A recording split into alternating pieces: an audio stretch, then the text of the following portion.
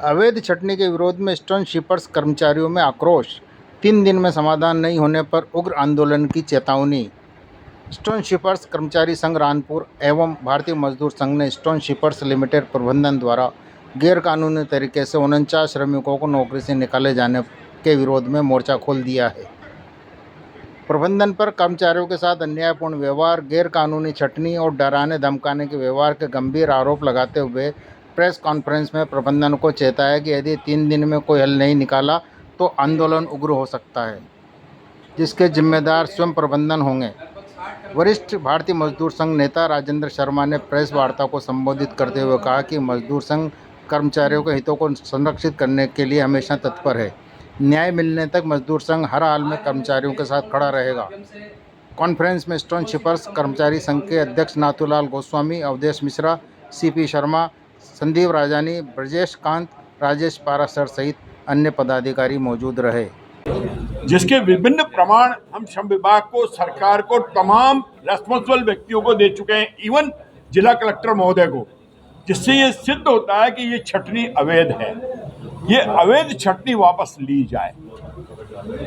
जैसा अभी अवधेश जी ने बताया कि श्रम कानूनों के तहत अगर इसकी समीक्षा की जाए तो निश्चित तौर पर प्रारंभिक स्टेज पर यह साबित हो जाता है कि छटनी अवैध है।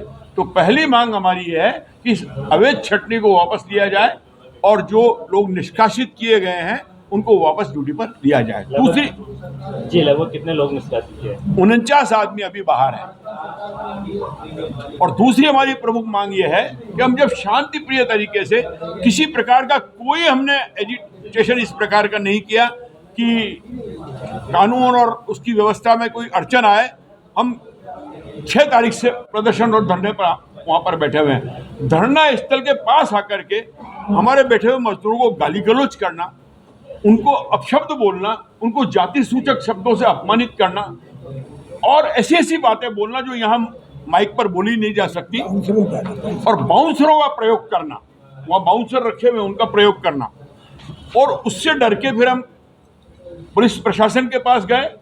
वहाँ एफआईआर लॉन्च कराई, उन्होंने एफआईआर लॉन्च करी, इंक्वायरी करी और सबका बयान लिए। हम आश्चर्य में हैं कि इतने दिनों के बाद भी उसके खिलाफ अभी तक कोई कार्रवाई नहीं हुई। अगर ऐसी कार्रवाई नहीं होती, प्रशासन तगड़ी कार्रवाई नहीं करता है, उनकी गिरफ्तारी नहीं करता है, उनके ऊपर कोई एक्शन नहीं लेता है, तो फिर उनका दुस्साहस बढ़ेगा और वो फिर हमारे ऊपर हमला करने की कोशिश करेंगे। तो हमें तो एजिटेशन करना है, कर रहे हैं। तो हो सकता है कि हमारे टेंट जला दिए जाएं, हो सकता है कि हमारे लोगों के साथ मारपीट की जाए।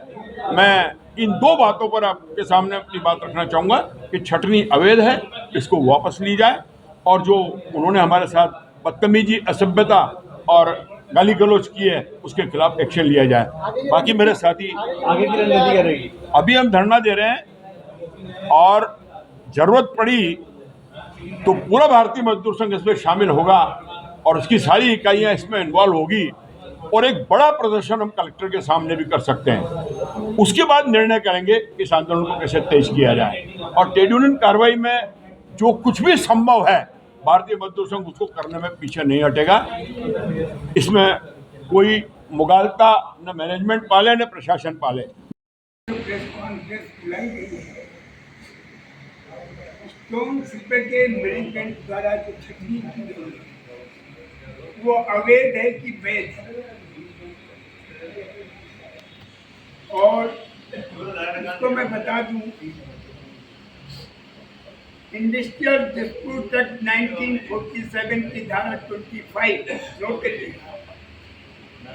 के अनुसार ये छटनी अवैध है। छटनी का लेबर लॉ में प्रावधान है 3 साल तक जिस फैक्ट्री में घाटा होता है